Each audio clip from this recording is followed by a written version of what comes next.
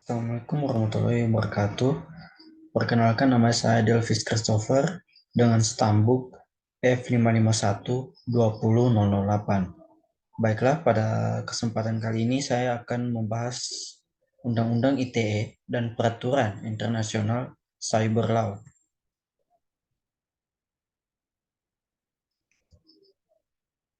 Yang akan kita bahas yang pertama itu pasal Undang-Undang ITE, yang kedua pasal Peraturan Internasional mengenai Cyber Law, dan yang ketiga contoh kasus Cyber Law.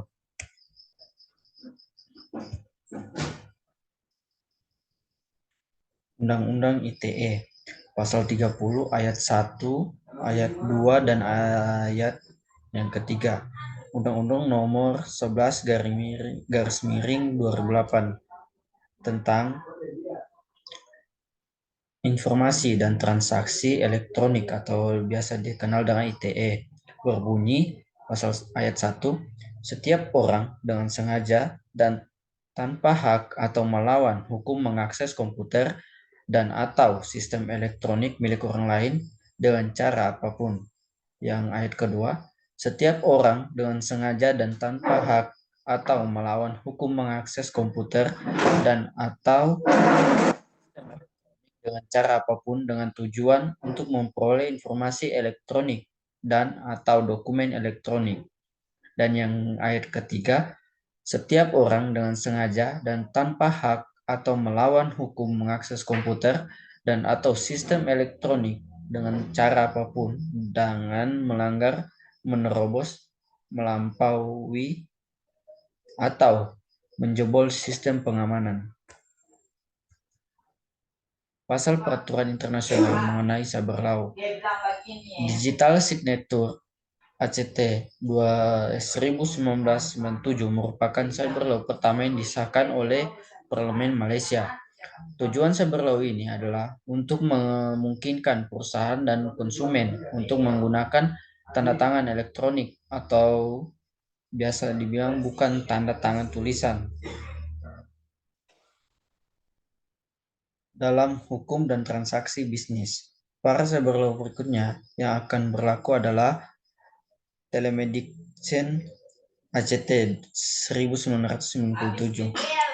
Cyber law ini praktisi medis untuk memberdayakan memberikan pelayanan medis konsultasi dari lokasi jauh melalui menggunakan fasilitas komunikasi elektronik seperti konferensi video. Contoh kasus perang hacker. Yang pertama, perang hacker Indonesia melawan hacker dari Australia 2013. Pada tahun 2013, salah satu perang cyber paling gempar di Indonesia adalah aksi hacker Indonesia kepada Australia. Kasus ini bermula saat Edward Snowden, mantan intelijen Amerika Serikat, menyatakan Australia menyadap Presiden Susilo Bambang Yudhoyono. Hal tersebut membuat hacker Indonesia marah sehingga lahirlah Onimus Indonesia. Komunitas ini pun membuat gerakan dengan menggempur website Australia melalui berbagai jenis.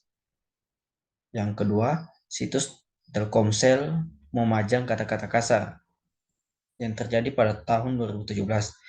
Publik Indonesia yang mengakses website Telkomsel pernah geger karena menjumpai kata-kata kasar pada laman situs provider ternama tersebut.